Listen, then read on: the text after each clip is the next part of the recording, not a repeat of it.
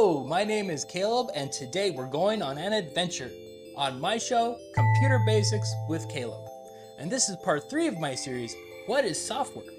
But before we begin, I recommend watching these videos first because we're traveling deep into the system software. So why don't you watch those videos first and I'll wait right here for you. But don't take too long. Okie dokie. Did you go watch them yet? Not yet. Almost done? No. No? That is what I said. Okay. Man, this is awkward. I wonder what's taking them so long. Oh yeah, those are pretty long videos. Welcome back. This subject is going to be a little tricky and confusing, but don't worry, we're going to shed some light on the subject. So grab a flashlight and follow me. No. It's dark in here. You better follow me if you want to learn something. Our journey begins when you press your power button. Notice how the symbol on your power button is a circle with a slash going down the center of it. Do you remember in computer language how 1 represents on and 0 represents off? Yes. Well, it's interesting that the power button looks like a 0 with a 1 in it, meaning that this button turns your machine off and on. Oh. Get your computer and press this button. Okay. When you press this button, your computer will boot up. When you restart your computer would be rebooting. When you turn on the computer, power from your battery or the outlet gets your computer running. And the first action that is taken is from a chip inside of your computer called firmware. And inside this chip is software called the BIOS, the basic input-output system. This tests your hardware to make sure that everything is ship-shape. And when it passes a test, it wakes up your computer. Make crack-a-doodly-doo! Move your feathers, ye egg brains! We have some pick-pecking to do! Let's go! Let's go! It grabs the operating system from your storage and dumps it inside of your RAM. We have just arrived to the system software. Yippee skippy. Your operating system is a part of the system software, but let's dig a little deeper. Your operating system can be divided between 2 intertwined parts, the background processing and the user interface. We have software that is visible to the user, but we also have software that's running in the background that can't be seen. These processes that are running in the background are running constantly, and they're kind of like gears in a clock. And if anything were to happen to any of them, it would be catastrophic. It's almost over, and I have ticked my last talk, and time has slipped past my 2 hands. Farewell. The core of your operating system, where all of these gears are, is called the kernel. Your kernel is in charge of managing your programs and their tasks, and it communicates directly to your hardware. Long live the Kernel! The kernel has a lot of tasks that it needs to delegate, and without it, the work would be put on hold. But in order for the kernel to communicate with your hardware, it needs drivers. For example, your mouse needs a driver, and your keyboard needs a driver too.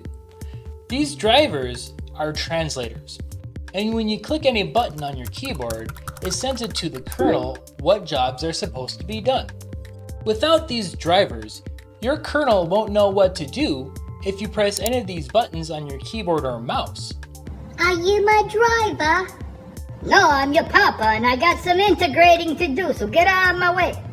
And when you bring in new hardware, like a printer, your computer will try to find a driver that's compatible with your printer. But if these drivers don't work, you're going to want to try to find a driver from the company that produced this hardware. Hey man, don't blame the driver. I'm just doing my job. I'm trying to help you out. Your kernel also has utility software that is designed to keep your system clean, compact, and secure.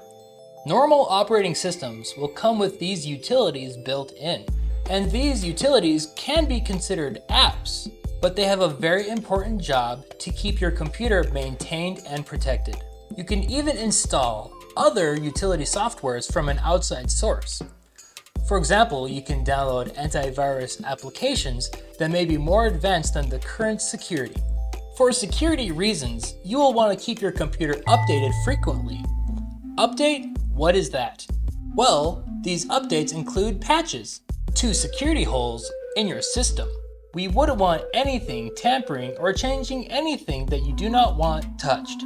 But these updates can include enhanced features to your system, and they also can remove clutter from your software that isn't needed anymore.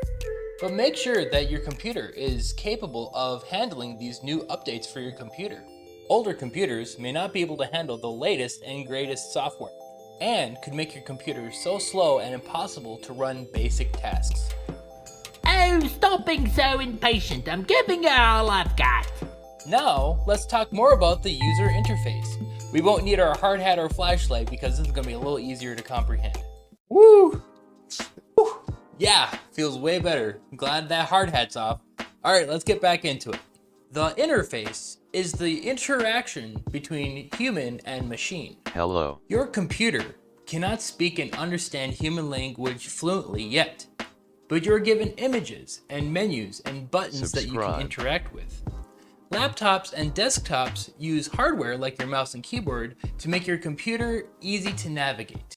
So what does your mouse control? Well, the mouse controls the pointer. It looks like this. You can make it move around your screen, up, down, and side to side.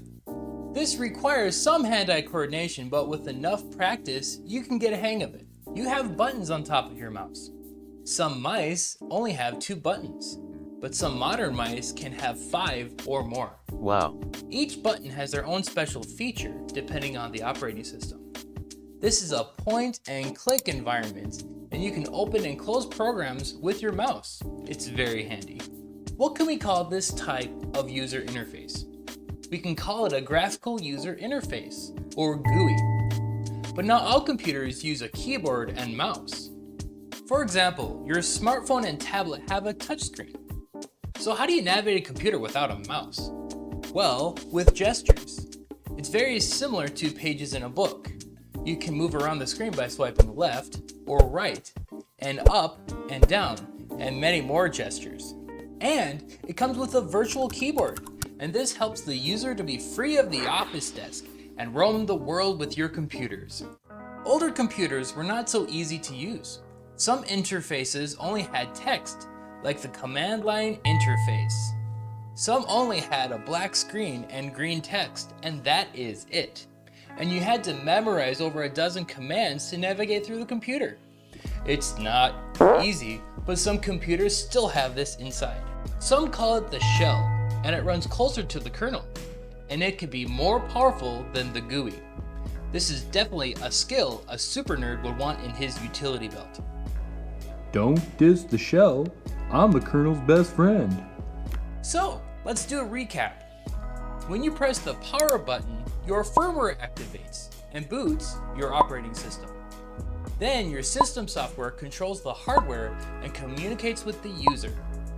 The core of your operating system is the kernel and controls the hardware.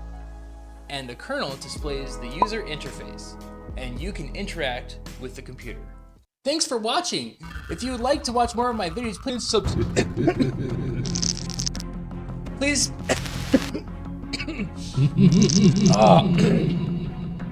There's something wrong with my system. It's acting strange. What's going on?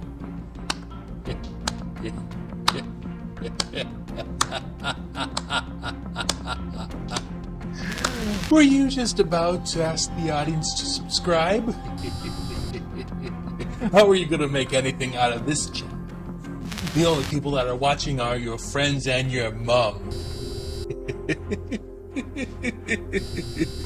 You make me laugh.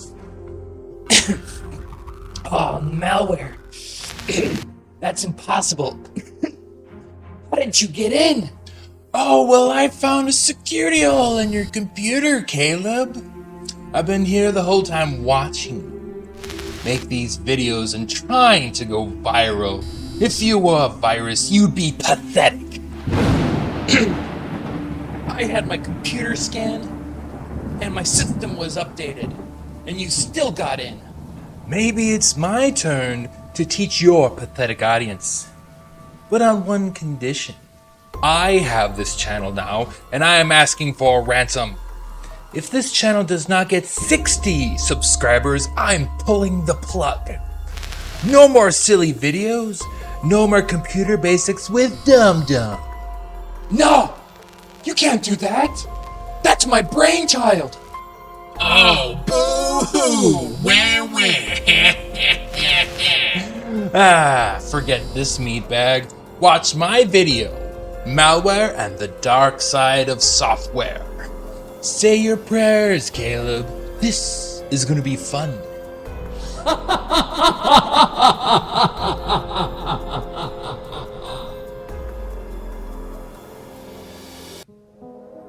Hi, this channel is compromised. If you'd like to like and subscribe, you could possibly save it. Or not. Then you'll never see these videos again. Isn't that nice? Well, I hope you enjoyed this video for the last time. Ha, ha. Goodbye.